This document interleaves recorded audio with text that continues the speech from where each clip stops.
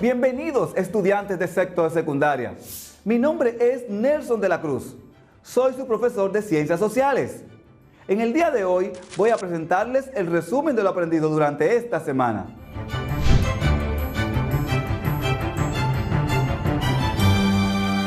Estimado estudiante, bienvenido a tu clase de lengua española. Soy tu maestra Santa Méndez y estoy complacida de que compartamos este tiempo de aprendizaje. Cuando hablamos de recursos de ampliación de argumentos, nos referimos a esos recursos que utilizamos para darle mayor credibilidad a nuestro ensayo. Se utilizan, además, para brindar al texto y al lector más elementos para la comprensión y aceptación de lo planteado por el autor. Cuanto más específicos sean los argumentos, habrá mayor credibilidad de la tesis presentada. Pero vamos a leer el siguiente ensayo argumentativo con tema científico y ahí identificaremos los recursos que ampliaron su tesis. Un día cualquiera como otros días. Un día cualquiera como otros días, el cielo despejado, el sol quemante del trópico caribeño, la tarde bañada por los rayos concordantes del astro rey, llega la noticia propagada hace aproximadamente 100 años. Puede ser más o menos, pero se dice que ocurre cada centenio. Un nuevo virus paraliza a la humanidad y estremece la forma de vida conocida, lacera la libertad y llega la hora de cohabitar en las cárceles de nuestros hogares. La sonrisa cambia máscara.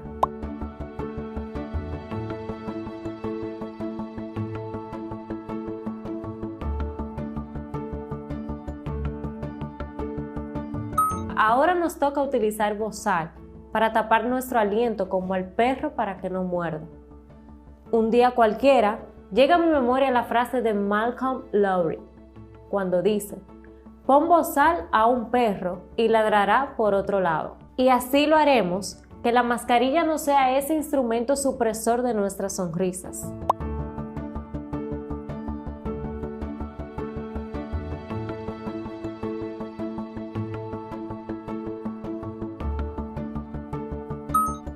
La realidad que un día cualquiera, como otro día, estaremos sonriendo ante el recuerdo de esta nueva peste. Claro está, esto pasará si cualquiera de estos días comenzamos a tomar las medidas de protección que ha demostrado la ciencia cuando plantea que las únicas maneras de detener este nuevo virus es el uso de mascarillas o cubrebocas y el distanciamiento físico.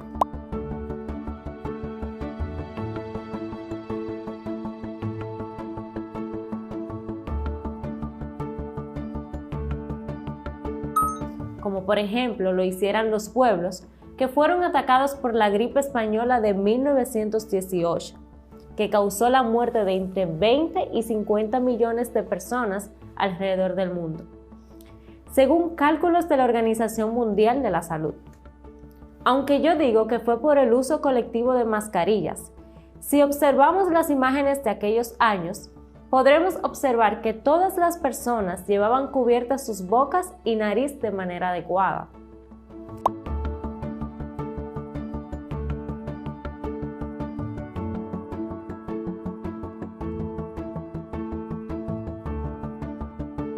Espero que podamos volver a la sonrisa cotidiana, al apretón caluroso de las manos amigas, al contacto furtivo de aquellos amigos que se encuentran luego de pasado el tiempo, al junte sin miedo de los compinches del barrio. ¿O será que nos espera la difícil decisión del futuro incierto o algún milagro médico que soslaye este espantoso tormento de la prisión colectiva?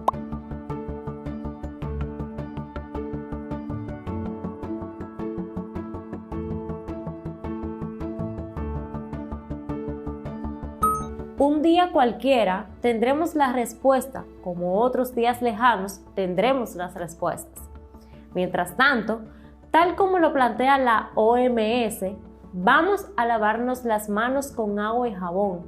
Utilicemos gel antibacterial, mantengamos el distanciamiento físico y utilicemos mascarillas para protegernos nosotros y nuestra familia. Antonio Reyes Sena.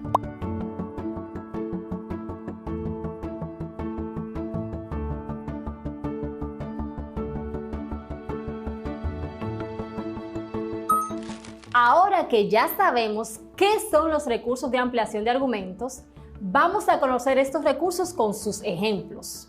Los ejemplos que te mostramos a continuación han sido tomados del texto antes leído, un día cualquiera como otros días.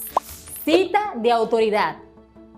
Cuando se plantean ideas expuestas por personas entendidas o conocedoras del tema. Esto quiere decir que este recurso se vale de lo expresado por otra persona que no es el autor del ensayo, conocedor o experto en el tema.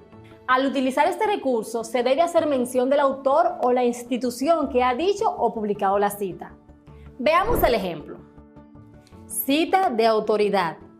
Se dice desapareció por la inmunidad colectiva, como sostienen varios expertos de la salud, y que, de acuerdo con el portal de la Red de Salud en Cuba, Infomed, la inmunidad de grupo se da cuando suficientes individuos ya han superado la infección y así el virus no encuentra fácilmente personas susceptibles a los que infectar, por lo que se corta la transmisión.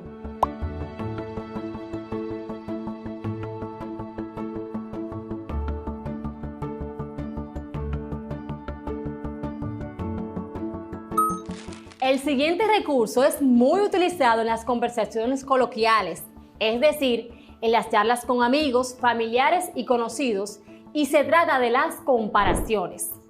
Comparación. Un día cualquiera tendremos la respuesta. Como otros días lejanos, tendremos la respuesta. Mientras tanto, tal como lo plantea la Organización Mundial de la Salud,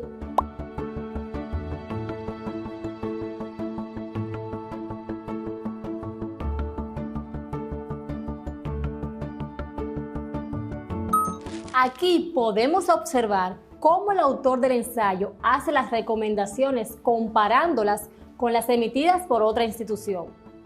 Este recurso es muy importante porque le da al texto ensayístico mayor ritmo, al tiempo que lo hace más creíble.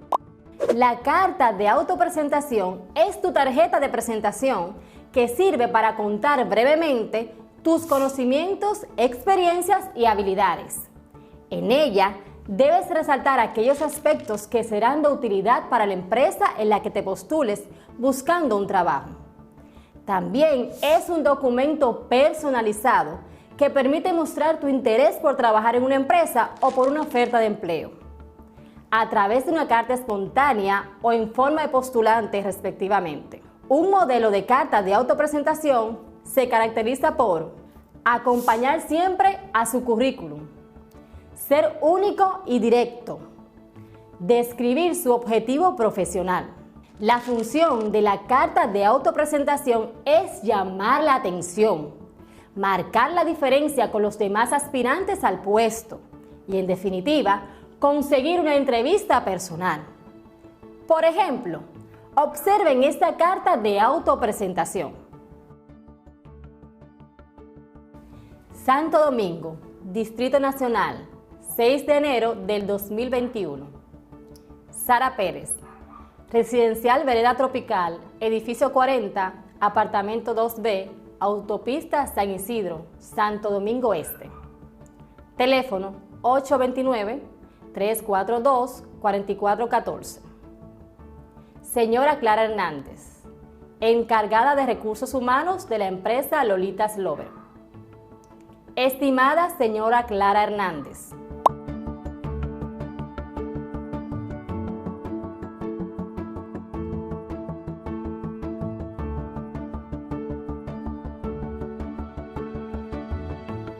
le escribo con motivo de su anuncio en el periódico para el puesto de servicio al cliente, ya que, dada la situación actual del país por el COVID-19 y la falta de empleados en la empresa, sus ventas han bajado. Presto mis servicios para el trabajo porque poseo las cualidades que su empresa necesita para atender a los clientes. Tengo experiencia. He trabajado en la compañía telefónica Teletín y en Mr. Movie, en atención al cliente. En estos puestos de trabajo, mi conducta fue intachable y fui reconocida como excelente colaboradora. Además, estoy estudiando comunicación social en la UAS. Todo esto para brindar mis conocimientos. Es por esto que espero ser tomada en cuenta para el puesto de trabajo con el firme compromiso de desarrollar todo mi potencial y ayudar a la empresa a crecer en lo económico y social.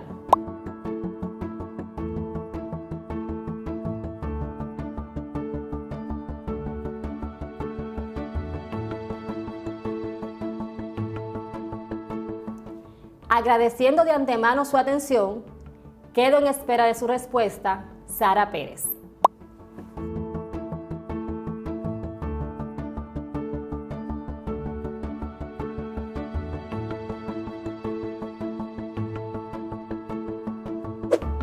¿Qué pudiste observar en esta carta?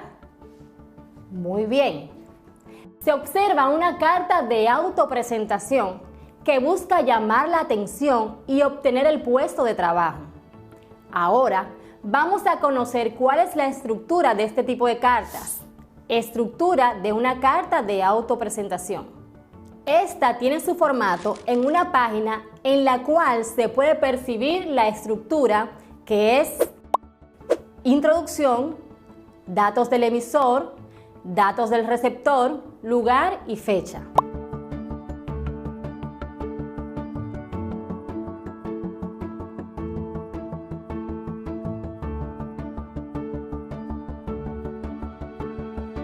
Contenido, saludo, núcleo y conclusión.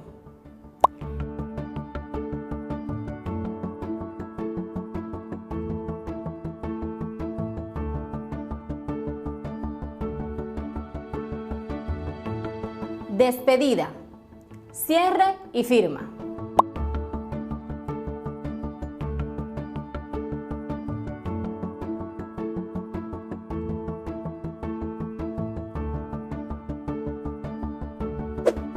En la introducción debemos incluir los siguientes apartados. Datos del emisor. Indicar nuestro nombre y apellidos, la dirección, el código postal y la población.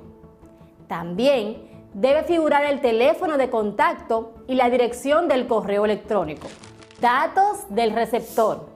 Conviene que la carta sea personalizada y que se dirija a la persona que valorará su contenido. Por lo tanto, han de figurar el nombre y los apellidos del destinatario, el cargo, el departamento y la dirección completa de la empresa. Lugar y fecha. Indicar la población desde donde se escribe, el día, el mes en letras y el año.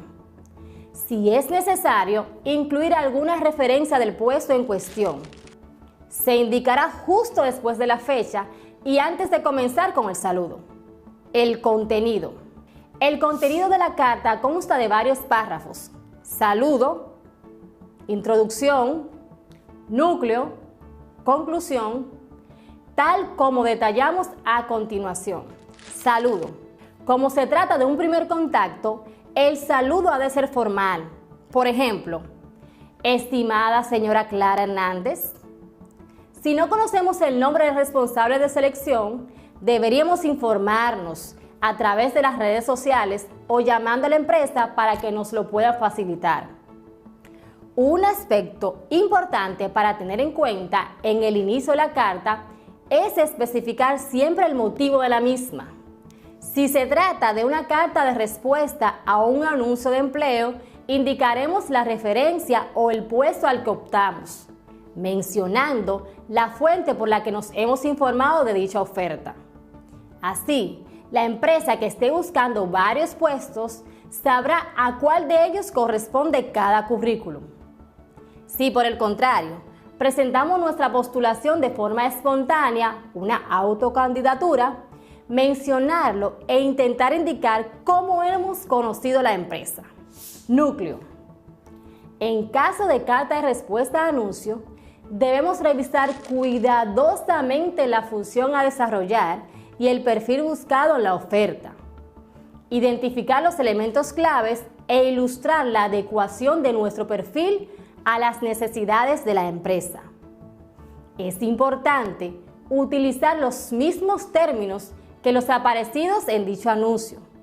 Destacar nuestros puntos fuertes: formación, experiencias, competencias personales, que hacen de nosotros el candidato idóneo para este puesto, y aportar aquella información que no consta en el currículum, pero que es muy relevante para el puesto.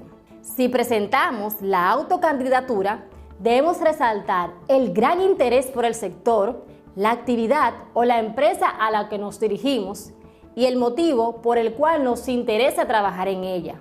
Demostrar que la conocemos, poniendo en evidencia la afinidad que existe en nuestras capacidades y el tipo de profesional requerido por la empresa en cuestión. Conclusión. Es el momento de expresar y recalcar lo que verdaderamente queremos: ser admitidos en el proceso de selección o concertar una cita, una entrevista personal. Por tanto, es necesario indicar nuestra disponibilidad y el modo más fácil de contactarnos. En la conclusión, se debe resaltar despedida, que ha de ser formal, respetuosa y neutra. Firma. Debemos firmar la carta en el lado izquierdo y debajo de la misma. Indicar nuestro nombre y apellidos. Si la mandamos por email, recordar adjuntarla junto al CV.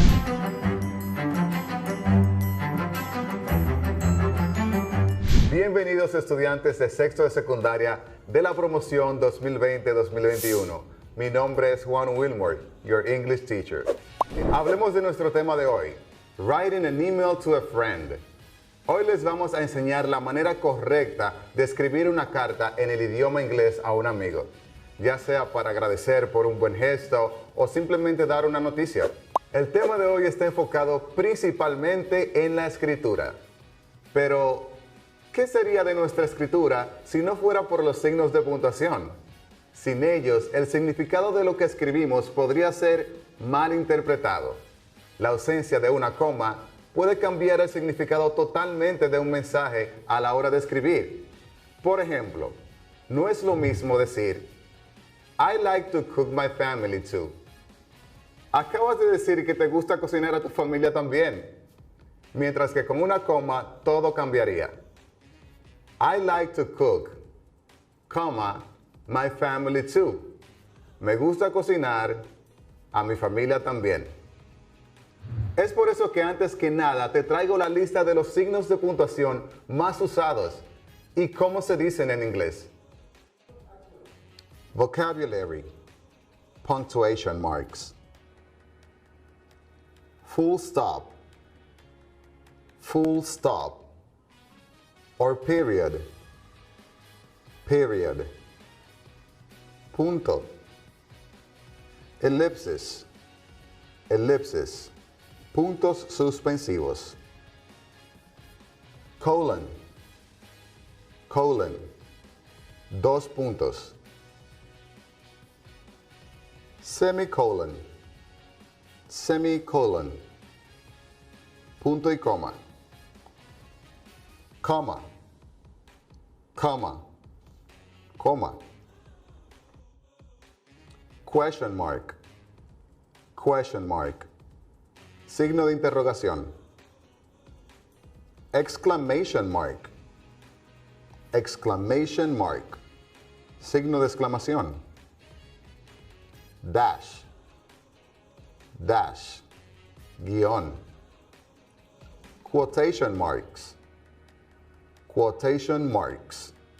comillas. Have you ever written a letter to anyone? ¿Alguna vez le has escrito una carta a alguien? What was the letter about? ¿De qué se trataba la carta? Las personas escriben cartas por diferentes motivos. Para saludar, para disculparse, para solicitar información, para compartir información, incluso para solicitar empleo. Así como en español, en el idioma inglés las cartas también siguen un orden o formato. Veamos con detalles las 5 partes de una carta. Heading, encabezado. Greeting, el saludo. Body, cuerpo. Closing, cierre. Signature, firma.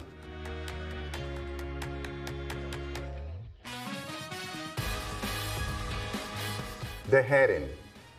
The heading includes information such as the date and location. El encabezado incluye información tales como fecha y ubicación. Greeting. The greeting includes the name of the person or company you're writing to. El saludo incluye el nombre de la persona o empresa a la cual estás escribiendo. Antes de mencionar el nombre de la persona o compañía, puedes empezar con una palabra como Hello, Mr. Edward, or Dear Edward. Body. The body is the part where you put the information you want to send your reader. El cuerpo es la parte en donde pones la información que quieres enviar a tu lector. Aquí pones el motivo por el cual estás escribiendo, ya sea pedir información, dar información, ofrecer una disculpa, etc. Y no se olviden de usar los punctuation marks. Closing. This is where we close our letter, and we use iconic phrases such as from your friend Juan or yours truly Victor. Aquí es donde cerramos nuestra carta y usamos frases icónicas tales como tu amigo Juan o atentamente Víctor. Signature. The very end of your letter is the signature. Here is where you usually write your name in cursive. El final de tu carta es la firma. Aquí es donde usualmente escribes tu nombre en cursiva. El tema de hoy es Comparing the Past with the Present. Durante la clase estaremos nuevamente enfocándonos en la importancia de poder relatar historias en inglés. En clases anteriores ya habíamos visto lo importante que es el uso del pasado simple o simple past, el cual nos permite hablar de cosas o acciones que sucedieron en el pasado. El día de hoy les traigo un tema que los va a enriquecer en este sentido, ya que estaremos aprendiendo a comparar el pasado con el presente. Without further ado, sin más preámbulos, comencemos. Let's begin.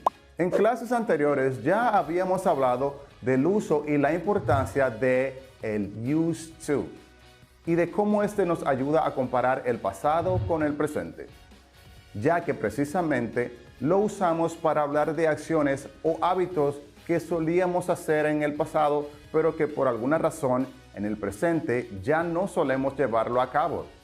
Así que repasemos cómo estructurarlo apropiadamente. Vamos a escuchar un breve repaso de cómo construir la forma afirmativa y negativa. Affirmative, afirmativo. Ejemplo, she used to jog. She used to jog. Ella solía trotar. Tenemos subject plus used to plus verb. Negative. She did not used to jog. She did not used to jog. Ella no solía trotar. Ahora bien, aquí hay un detalle muy importante. En la forma negativa, cuando usamos el used to, removemos la D y lo usamos en presente. Por eso suena used to y no used to. Así tendríamos el subject plus el auxiliar o auxiliary en su forma negativa, did not, plus used to en presente, plus verb. Repite conmigo las siguientes oraciones e intenta adivinar su significado en español. When I was 5 years old, I used to play with my toys. When I was 5 years old, I used to play with my toys. Many years ago, when I was younger, I used to visit my grandmother. Many years ago, when I was younger, I used to visit my grandmother. My friends and I used to play video games when we were kids. My friends and I used to play video games when we were kids. When I was 10 years old, I used to help my mother with house chores. When I was 10 years old, I used to help my mother with house chores. I did not used to hang out with my friends when I was a little boy. I did not used to hang out with my friends when I was a little boy. My family did not used to go to the movies when we were toddlers. My family did not used to go to the movies when we were toddlers. My friends did not used to sing in a band when I was younger. Now they do. My friends did not used to sing in a band when I was younger. Now they do.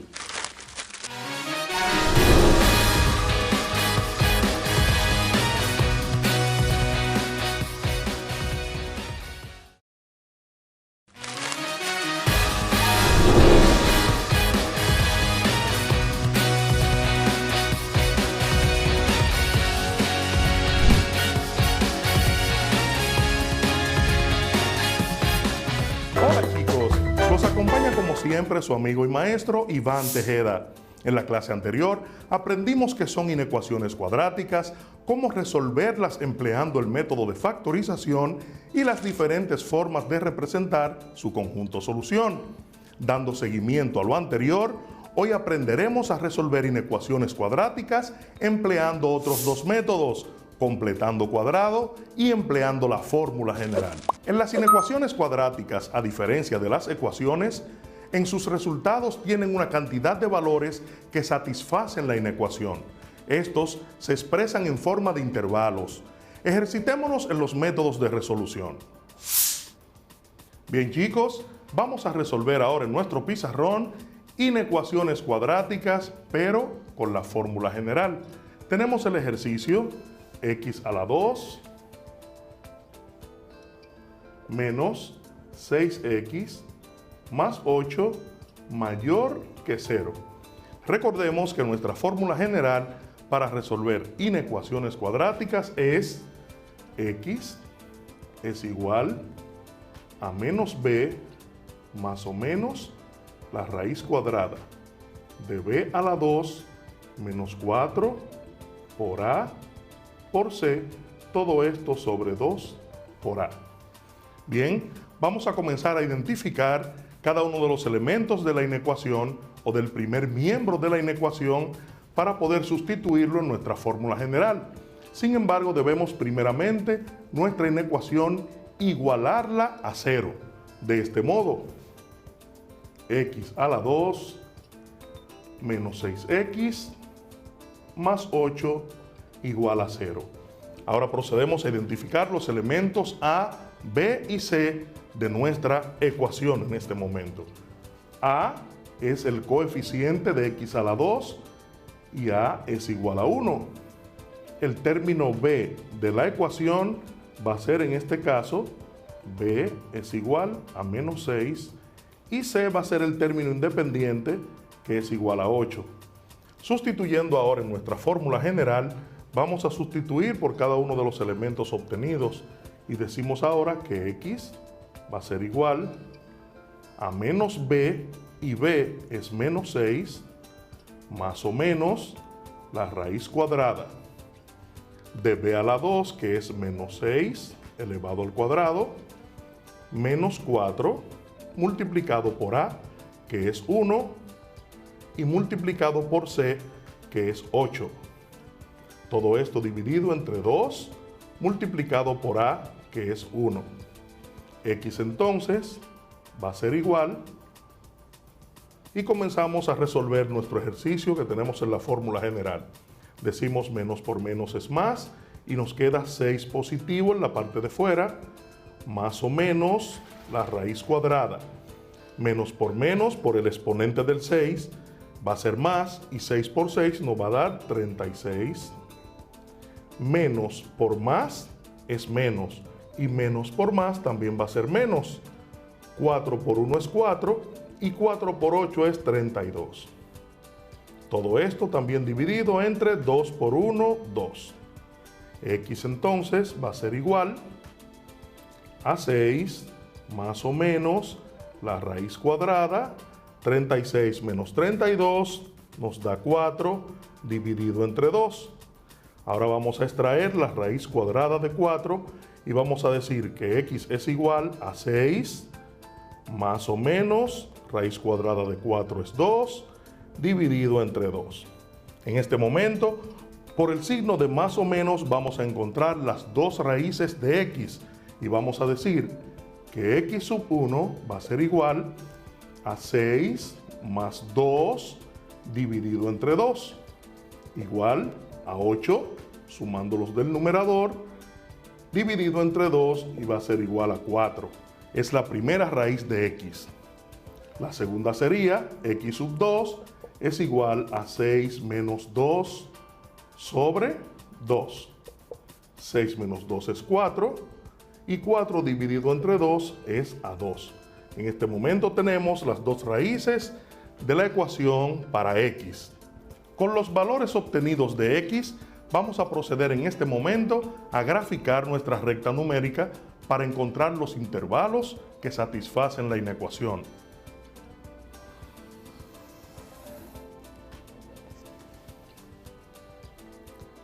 Tenemos aquí nuestra recta numérica con los valores obtenidos de 2 y 4. Tenemos a la derecha más infinito y a la izquierda menos infinito. En este momento, nuestra recta numérica se ha dividido en 3 secciones. Por ende, vamos a tomar 3 valores para sustituirlo en la inecuación y verificar cuáles tienen su resultado positivo o negativo. Para este caso, vamos a sustituir con el valor de 0 en esta sección. Entre 2 y 4 vamos a sustituir con el número 3. Y por encima de 4 y hasta infinito vamos a sustituir por el número 5. Estos 3 valores van a ser sustituidos en la variable de nuestra inecuación. Así que decimos en este momento x a la 2 menos 6x más 8 mayor que 0. Donde quiera que encontremos a x, vamos a sustituir el primer valor que es 0. Así que decimos 0 al cuadrado menos 6 por 0 más 8 mayor que 0. 0 por 0 es 0. Menos 6 por 0 también es 0.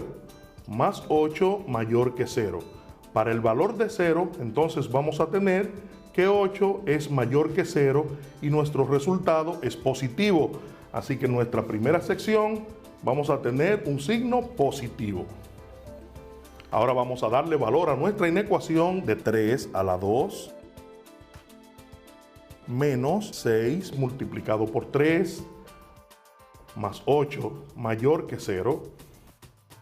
3 por 3 es 9, menos 6 por 3 es 18, más 8 mayor que 0. Restamos aquí, 9 menos 18 nos va a dar menos 9, y menos 9 más 8 nos da menos 1 mayor que 0. En nuestra segunda sección de la recta numérica. Nuestro tercer valor es 5 porque está por encima de 4 y vamos a sustituirlo acá en nuestra inecuación. Y decimos 5 elevado al cuadrado menos 6 multiplicado por 5 más 8 mayor que 0. 5 por 5 es 25, menos 6 por 5 es 30, más 8 mayor que 0. Resolvemos 25 menos 30, signos contrarios se restan, así que nos va a dar menos 5, menos 5 más 8 nos va a dar 3 positivo, mayor que 0. Entonces esta sección de la recta numérica es positiva. Ya hemos obtenido los signos que identifican cada sección de nuestra recta numérica y como nuestra inecuación nos dice mayor que, quiere decir mayor que 0, que los resultados deben ser positivos porque están por encima del 0 en la recta. Por ende, el resultado que nos va a satisfacer nuestra inecuación es las secciones de nuestra recta donde tenemos signos positivos. Así es que el conjunto solución de nuestra inecuación nos dice que abierto en menos infinito, también abierto en 2 porque no lo incluye, unión abierto en 4, coma, más infinito, abierto hacia más infinito. El gráfico lo completamos de este modo, con una circunferencia, una pequeña circunferencia que indica que desde el 4 hacia arriba, sin incluirlo, todos los valores satisfacen la inecuación. Y desde el 2 hacia menos infinito, sin incluir el 2, todos los valores también satisfacen la inecuación.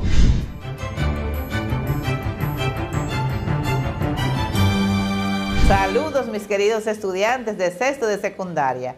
Para mí es un placer acompañarlos este bello día. Soy Sonia García, bienvenido a nuestra clase de física. En esta clase estudiaremos en el tema de la dinámica las fuerzas fundamentales de la naturaleza, cantidad de movimiento y su conservación. Y para ello debemos lograr interpretar, analizar y comunicar la dinámica a través de gráficas experimentales y simulaciones. Vamos a reconocer las características de las fuerzas responsables de los diferentes movimientos de un objeto y la aceleración que producen y la cantidad de movimiento. Para poner en práctica lo aprendido, solucionaremos problemas y aplicaremos estrategias donde se comprueban las leyes de Newton. Presta atención a estas informaciones. En la naturaleza existen 4 fuerzas básicas, también llamadas fuerzas fundamentales de la naturaleza. No se pueden explicar en función de otras fuerzas básicas y son la gravitatoria, electromagnética, nuclear fuerte y nuclear débil. La gravitatoria es la fuerza de atracción entre dos cuerpos. Tiene un solo sentido, es la responsable de la estabilidad del universo y su alcance es prácticamente infinito. Es la más débil de todas las fuerzas de la naturaleza. La fuerza electromagnética afecta a los cuerpos cargados eléctricamente y tiene 2 sentidos. Es la responsable de las reacciones químicas y de los fenómenos biológicos. También su alcance es prácticamente infinito. La fuerza nuclear fuerte es la que mantiene unidos los componentes de los núcleos atómicos, o sea, los protones y los neutrones.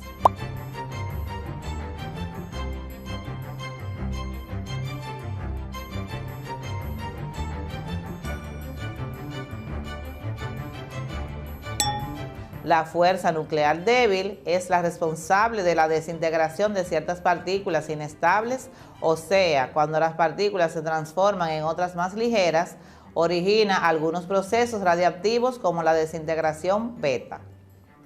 Fuerza de fricción o de rozamiento. Cuando dos cuerpos se deslizan entre sí, la fuerza de fricción que ejerce uno sobre el otro se puede definir en forma aproximada como fuerza de rozamiento. Es igual al coeficiente de fricción por N, que es la fuerza normal.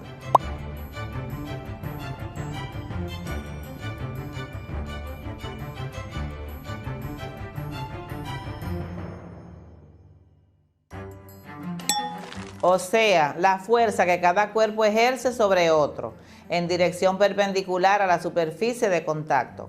Siempre se opone al movimiento. Ejemplo, si un cuerpo se trata de mover hacia la derecha, la fuerza de fricción aparece hacia la izquierda y viceversa. Si el cuerpo se trata de mover a la izquierda, la fuerza de fricción aparece hacia la derecha. Revisemos la siguiente imagen para entender la fuerza de fricción. En el siguiente gráfico tenemos tres cuerpos, uno está en reposo. El número 2 se desplaza hacia la derecha, mostrando su fuerza normal, mientras que en la parte de abajo se nota la fuerza de fricción que va hacia la izquierda. En el cuerpo número 3 tenemos que la masa se desplaza hacia la izquierda, mientras que su fuerza de fricción en la parte de abajo se desplaza hacia la derecha. Analicemos un ejemplo. Un avión de 6.000 kilogramos de masa aterriza trayendo una velocidad de 500 kilómetros por hora y se detiene después de 10 segundos de andar en la pista. ¿Cuánto vale el total de su fuerza de rozamiento que hace posible que se detenga?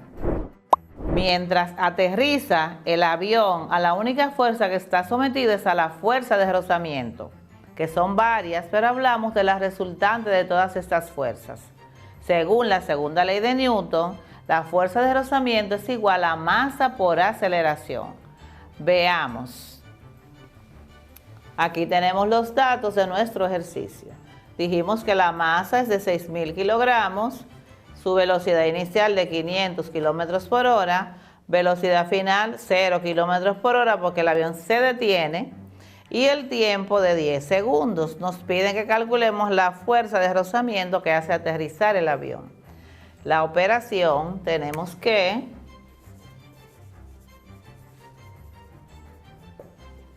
lo primero que debemos hacer es convertir la velocidad de kilómetros por hora a metros por segundo.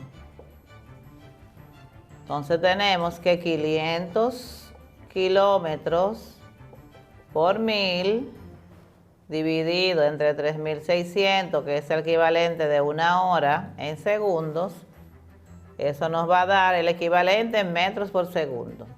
Entonces tenemos que 500 por 1000 son 500.000 metros entre 3600 segundos, lo que nos da una velocidad igual a 139 metros por segundo. Ya tenemos nuestra velocidad en metros por segundo. Para hallar la fuerza de rozamiento nos hace falta la aceleración, entonces calculamos la aceleración, que dice que es igual a velocidad final menos velocidad inicial entre tiempo. La velocidad final dijimos que es igual a 0, entonces 0 menos 139, que sería nuestra velocidad inicial, dividido entre el tiempo, que son 10 segundos. Entonces 139 entre 10 es igual a 13.9 metros por segundo al cuadrado. Recordamos que la velocidad es negativa porque el avión está aterrizando o frenando y nuestra velocidad será negativa. Entonces tendrá un valor de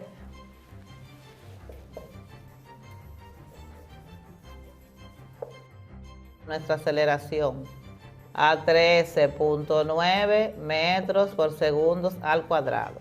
Ahora calculamos la fuerza de rozamiento. La fuerza de rozamiento es igual a masa por aceleración, que será igual a 6.000 kilogramos por 13.9 metros por segundo al cuadrado, lo que nos da un total de 83.400 newton, que es la unidad de medir la fuerza. Entonces tenemos que nuestra fuerza de rozamiento es igual a 83.400 newton. La fuerza centrípeta. Fuerza centrípeta es la fuerza que tira de un objeto hacia el centro de un camino circular mientras que el objeto sigue ese movimiento.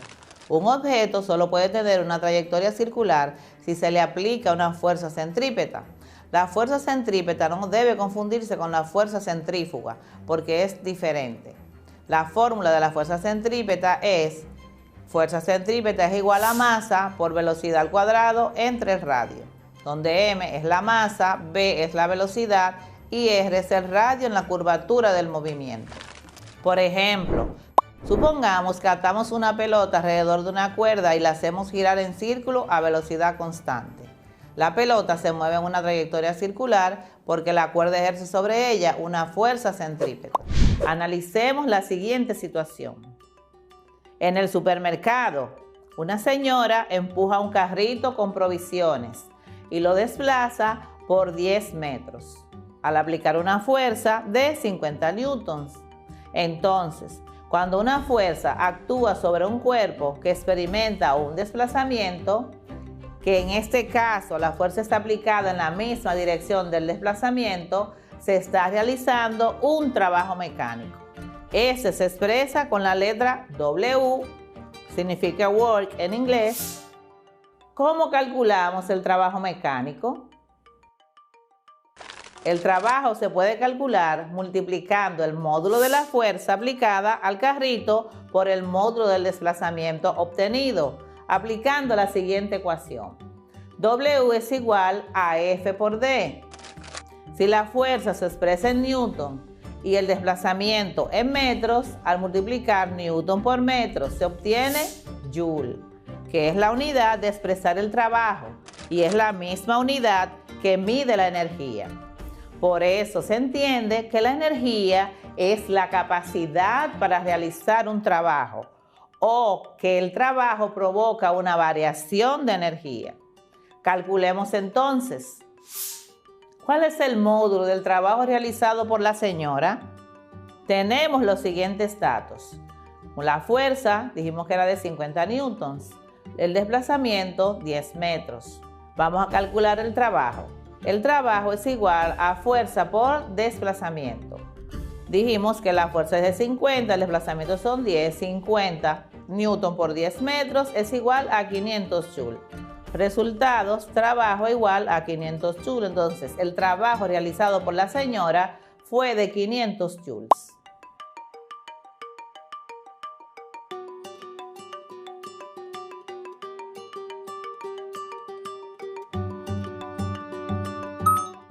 Muy fácil, ¿verdad? En nuestra vida diaria realizamos muchas actividades relacionadas con la física, sin darnos cuenta, pero es momento de seguir aprendiendo más sobre este fascinante mundo. Presta atención a esas importantes informaciones. ¿Cómo definiríamos el trabajo mecánico? En mecánica, el trabajo efectuado por una fuerza aplicada sobre una partícula durante un cierto desplazamiento se define como la integral del producto escalar del vector fuerza por el vector desplazamiento. El trabajo es una magnitud física escalar y se representa con la letra W. Su fórmula es W igual a F por D por el coseno del ángulo, donde F es la fuerza aplicada, D es el desplazamiento experimentado y coseno del ángulo es el coseno del ángulo formado entre la dirección de la fuerza aplicada y la dirección del desplazamiento. Se mide en joules. Escribe en tu cuaderno 5 situaciones de tu vida diaria donde realices trabajo mecánico.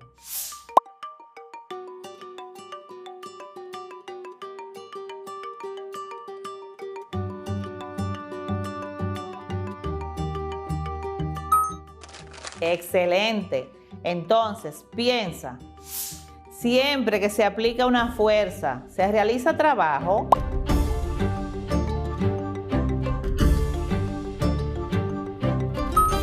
Si respondiste que no, estás en lo correcto. Cuando la fuerza aplicada tiene dirección perpendicular a la dirección del desplazamiento, no ejerce trabajo mecánico, porque no se opone ni favorece al movimiento. Tendremos un ángulo de 90 grados entre la dirección de la fuerza aplicada y la dirección del desplazamiento, y el trabajo es nulo. Por ejemplo, si aplicamos una fuerza perpendicular con nuestro brazo sobre una mesa, esta no se moverá. Por lo tanto, no habrá trabajo.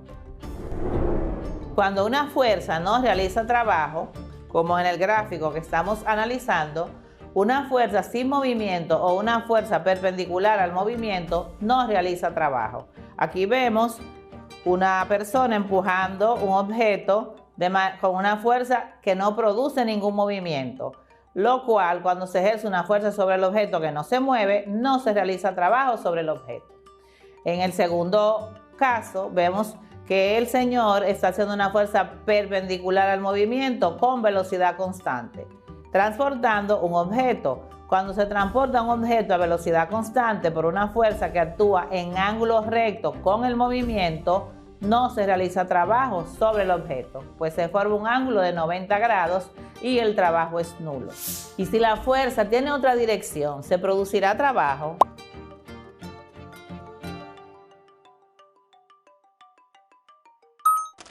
Si tu respuesta es afirmativa, muy bien. Tenemos dos casos, trabajo positivo o trabajo negativo, dependiendo del ángulo que formen el vector desplazamiento y el vector fuerza. A. Si la fuerza actúa en la misma dirección o de manera que favorece el desplazamiento, o si sobre una partícula actúan varias fuerzas y queremos calcular el trabajo total realizado sobre esta partícula, entonces F representa el vector resultante de todas las fuerzas aplicadas y realiza un trabajo positivo. Su ángulo es mayor que 0 y menor que 90 grados. Por ejemplo, si empujamos una caja en la misma dirección del desplazamiento, se calcula con las ecuaciones siguientes. W es igual a F por D por el coseno del ángulo. O también W es igual a F por D si no nos dan el ángulo. Ejemplo, sobre un cuerpo actúa una fuerza de 120 newtons, formando un ángulo de 34 grados con la horizontal. Si el cuerpo se desplaza a una distancia de 20 metros, hallar el trabajo que actúa sobre el cuerpo. Datos. Tenemos una fuerza de 120 newtons, el ángulo de 34 grados y el desplazamiento de 20 metros. Tenemos que calcular el trabajo realizado sobre el cuerpo. Usando la fórmula del trabajo, W es igual a F por D por el coseno del ángulo. Dándole valores tenemos que W es igual a 120 newtons por 20 metros por el coseno de 34 grados, lo que es lo mismo 120 por 20 metros por 0.829, que es el coseno de 34 grados, lo que nos da un resultado de 1989.7 joules. Si la fuerza actúa en dirección opuesta al desplazamiento, se realiza un trabajo negativo y tiene un ángulo de 180 grados. Por ejemplo, si queremos detener un cuerpo en movimiento, debemos aplicar una fuerza en sentido opuesto al desplazamiento del mismo. Y la fuerza es antiparalela al desplazamiento. Calculamos con la siguiente ecuación. W es igual a menos F por D. Practiquemos. Sobre un cuerpo de 10 kilogramos actúan las fuerzas según indica la figura. Tenemos en el gráfico una masa de 10 kilogramos a la cual actúa una fuerza de 30 newtons hacia el este, o F mayúscula. Tenemos otra fuerza, F minúscula, de 10 newtons hacia el oeste o hacia la izquierda, lo que produce un desplazamiento de 20 metros. Halla el trabajo que hace la fuerza F mayúscula, halla el trabajo que hace la fuerza F minúscula y halla el trabajo total que actúa sobre el cuerpo. F mayúscula 30 newtons, F minúscula 10 newtons, desplazamiento 20 metros. Hallar el trabajo hecho por la fuerza F mayúscula, que es igual a 30, a hallar el trabajo hecho por la fuerza F minúscula, que es igual a 10 newton, y hallar el trabajo total. Operación.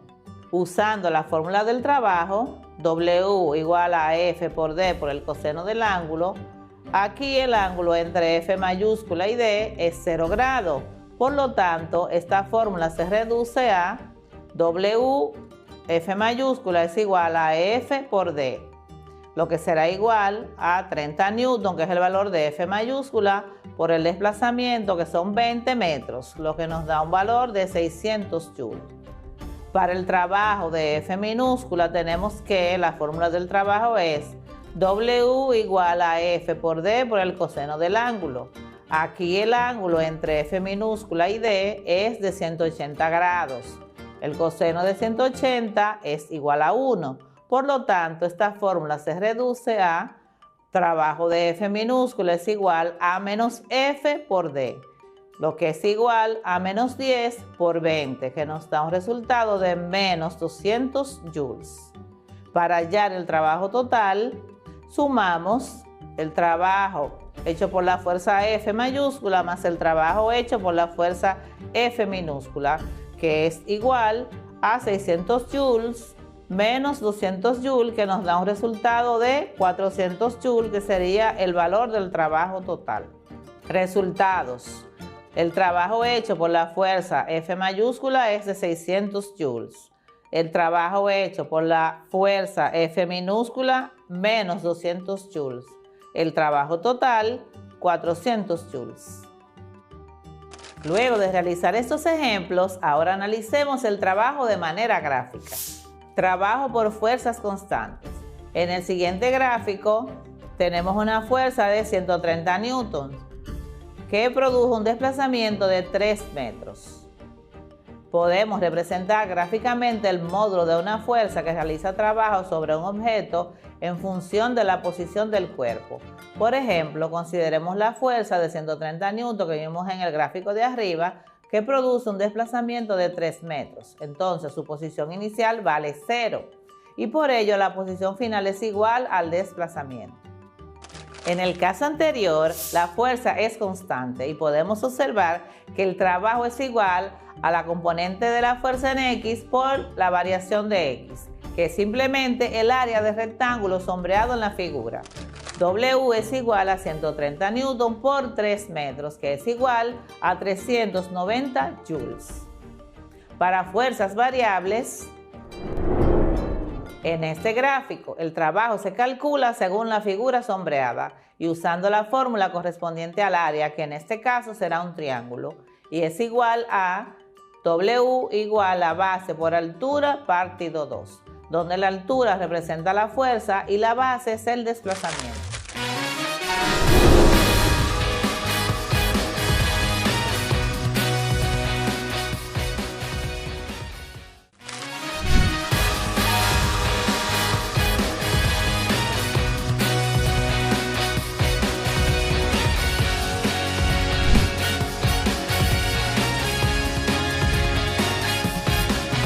Sed justos lo primero, si queréis ser felices. Ese es el primer deber del hombre, y ser unidos, y así apagaréis la tea de la discordia y venceréis a vuestros enemigos, y la patria será libre y salva. Yo obtendré la mayor recompensa, la única a que aspiro, al verlos libres, felices, independientes y tranquilos. Juan Pablo Duarte. Saludos, distinguidos estudiantes. Qué gusto me da encontrarme de nuevo con ustedes. Me llena de regocijo y entusiasmo saber que están ahí, pendientes y listos para continuar en este mundo de experiencia y conocimiento que nos brinda las ciencias sociales. Sean bienvenidos a la clase de Ciencias Sociales de sexto grado de secundaria. Seguimos profundizando en los acontecimientos que sucedieron después del ajusticiamiento de Trujillo y que sentaron las bases para la construcción de la democracia dominicana. No olvides que estos procesos son la base o zapata de este edificio en construcción que se llama democracia y de la cual somos compromisarios todos, porque en ella vivimos y ella nos garantiza las oportunidades de expresión y libertad que tanto disfrutamos, por lo que te animo a que prestes mucha atención a la clase de hoy. Las luchas democráticas desde 1961 hasta 1963. Las elecciones de 1962. Los contendientes durante los meses siguientes a la muerte del dictador y luego de que se llevara a cabo una férrea persecución de sus ajusticiadores, se permitió la realización de actividades políticas y el regreso de los exiliados. Una veintena de agrupaciones políticas salió a la luz, incluyendo organizaciones de corte socialista que emergieron desde la clandestinidad. Pero en el plano partidista electoral, dos organizaciones concentraron la mayor parte de las preferencias ciudadanas. Por un lado, el Partido Revolucionario Dominicano, PRD, cuyo presidente y candidato fue el profesor Juan Bosch. Por el otro lado, la Unión Cívica Nacional, UCN, que nominó a Viriato Fiallo. El discurso del PRD se concentraba en las reivindicaciones sociales, mientras la Unión Cívica Nacional se presentaba como corriente conservadora antitrujillista. Un total de 8 partidos inscribieron candidaturas ante la Junta Central Electoral: el Partido Revolucionario Dominicano, la Unión Cívica Nacional, la Alianza Social Demócrata, el Partido Revolucionario Social Cristiano,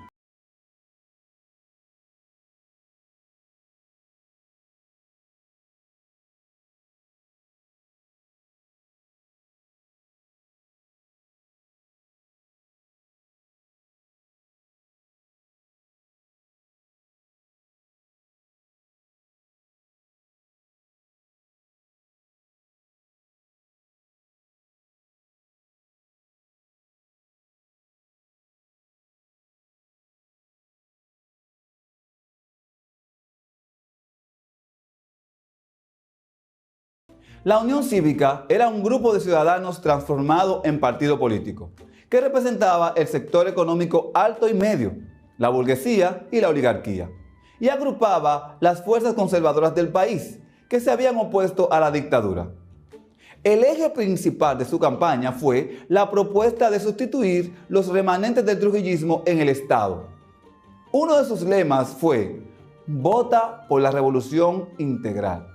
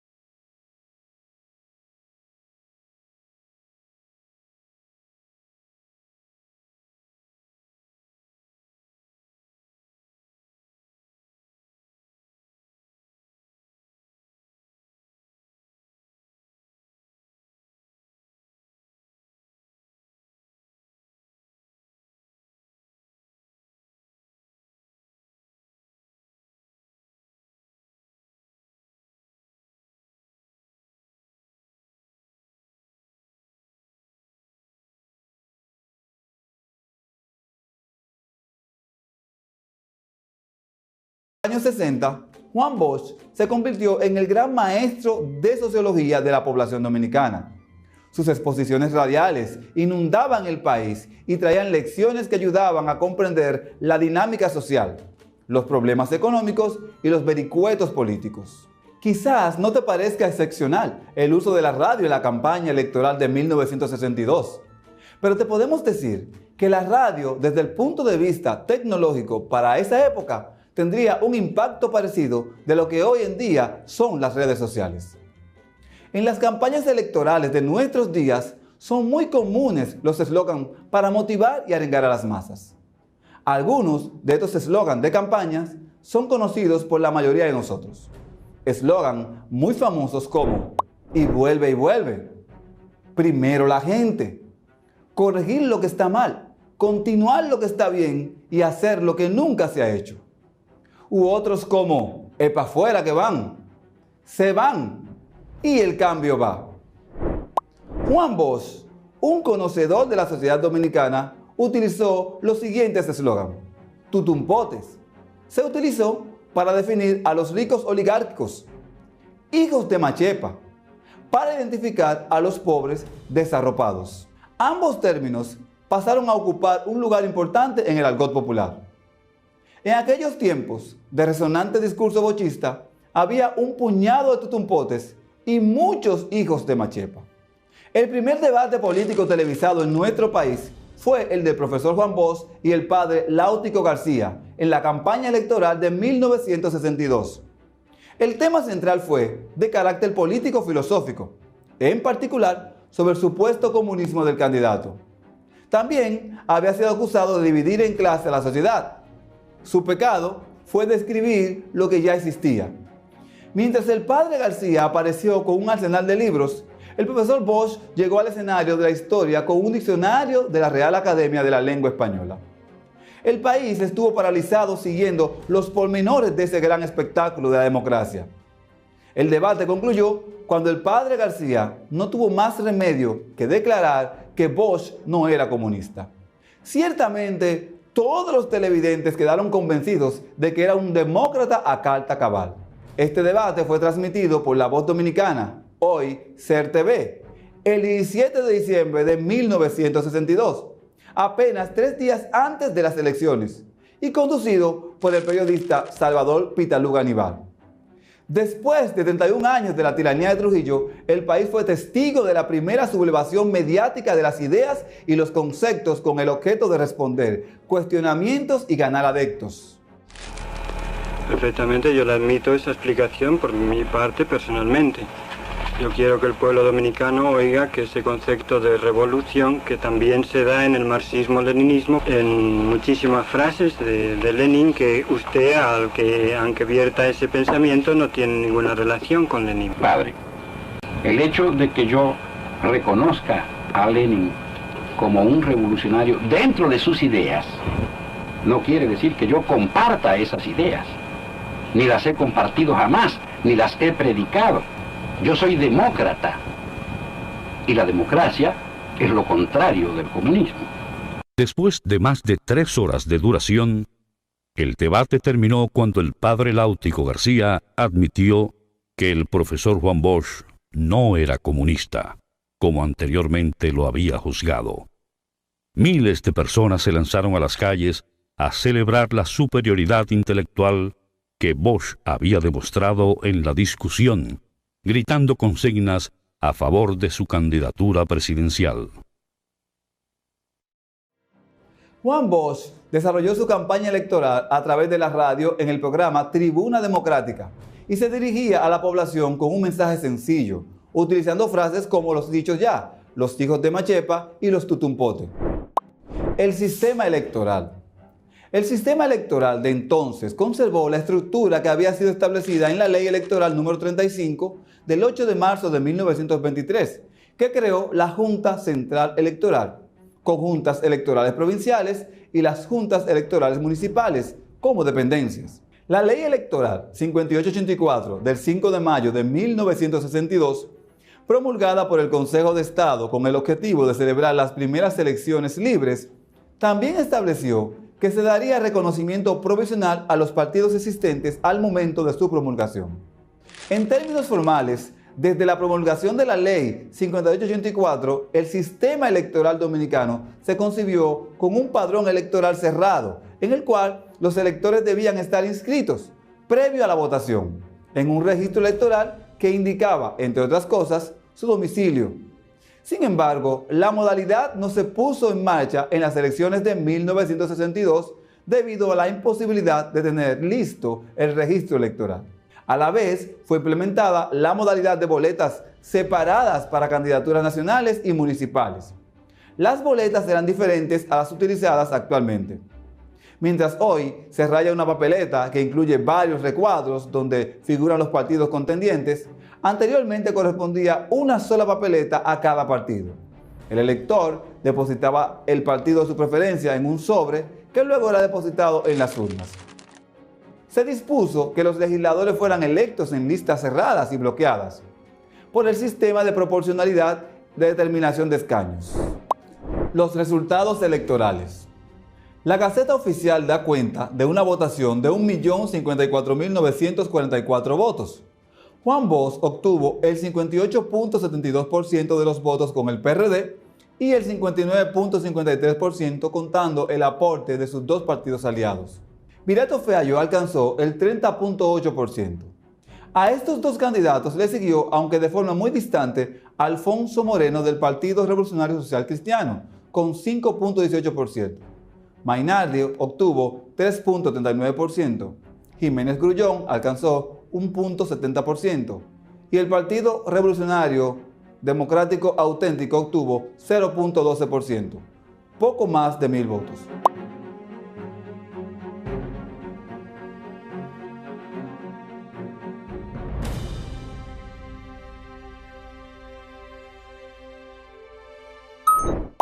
Bosch ganó las elecciones por un margen de 29.45%, por encima de su más cercano contendor Virato Feayo.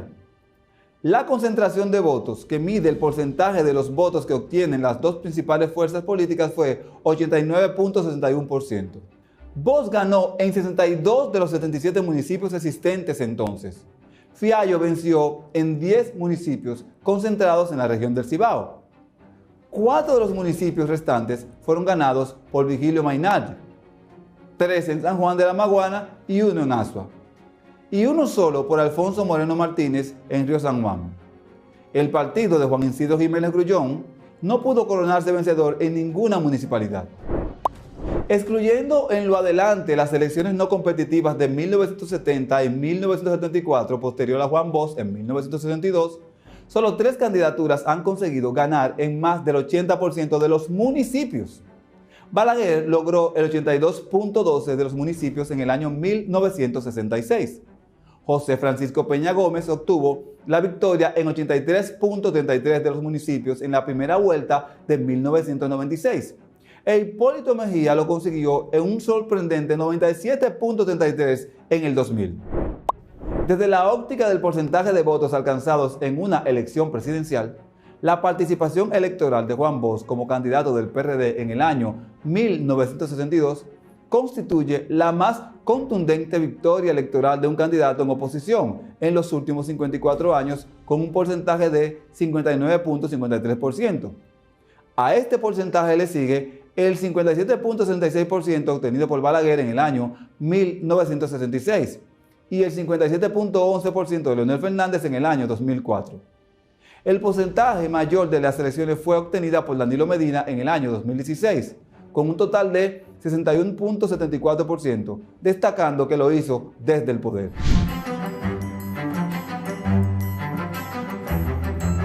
Bonjour mes chers étudiants, soyez bienvenus de nouveau à votre clase de français. Saludos mis queridos estudiantes, bienvenidos sean todos a la clase de francés para sexto grado de secundaria. Les habla su profesora Rosa Florencio. En la clase pasada estuvimos aprendiendo vocabulario para referirnos a nuestras preferencias con respecto a la comida. ¿Recuerdas cómo se dice me gusta el jugo de naranja? J'aime le jus d'orange. En esta clase continuaremos practicando esas expresiones. Además, vamos a aprender otras que se utilizan al nombrar las comidas a distintas horas del día. Révisons et apprenons du vocabulaire. Enlaza las expresiones con las imágenes correspondientes.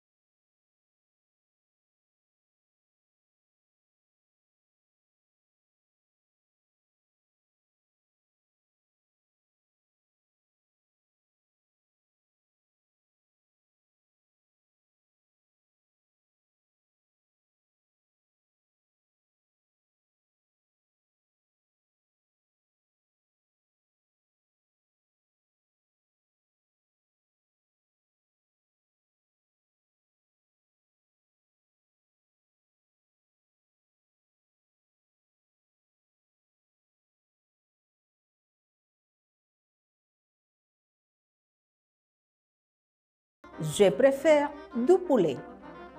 Je préfère du poulet. Yo prefiero el pollo. Ahora es tu turno. Quel fruit tu préfères? Quel fruit tu préfères? ¿Cuáles frutas tú prefieres? Je préfère. Je préfère. Yo prefiero.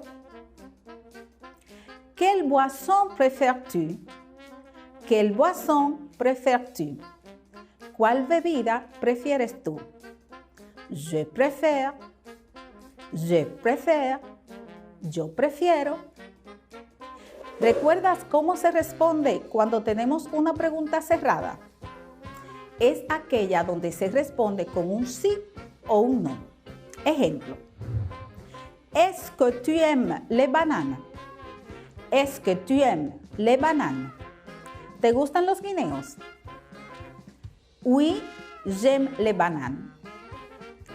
Oui, j'aime les bananes. Sí, me gustan los guineos.